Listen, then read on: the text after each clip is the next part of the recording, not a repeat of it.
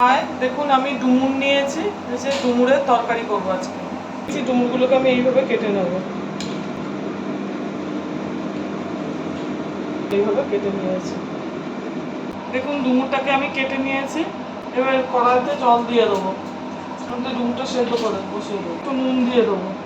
ডুমুরটা একটু মটর ডাল নিয়েছি, এটা আমি গুঁড়ো করে দেবো। দেখুন মটর ডালটা আমি মিক্সিতে গুঁড়ো করে নিয়েছি।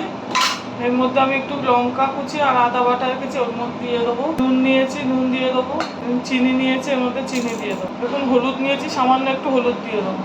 কড়া আমার গরম হয়ে গেছে, কড়াতে আমি তেল দিয়ে দেবো। আমার গরম হয়ে গেছে, দেখুন আমি বড়গুলো ছোটো ছোটো করে বড়া করে নেবো।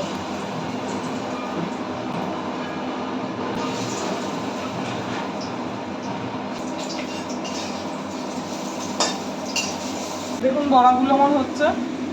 দেখুন ওর মধ্যে ফোড়ন দেবো, তেজপাতা, শুকনো লঙ্কা, গোটা জিরে, লং আর এলাচ। এর মধ্যে এবার আমি আলুগুলো দিয়ে দেবো। এর মধ্যে এবার আমি ডুমুরগুলো দিয়ে দেবো। দেখুন একটু আদা বেটে রেখেছিলাম, আমি আদা বাটাটা দিয়ে দেবো।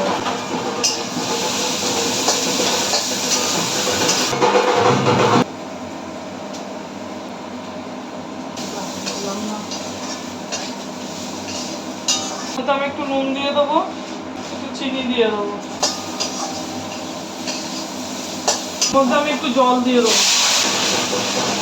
বড়াগুলো দেখুন, এই বড়াগুলো এখন ওর মধ্যে দিয়ে দেবো। দেখুন ডুমুর রান্নাটা আমার হয়ে এসছে। আমি একটু ঘি দিয়ে দেবো।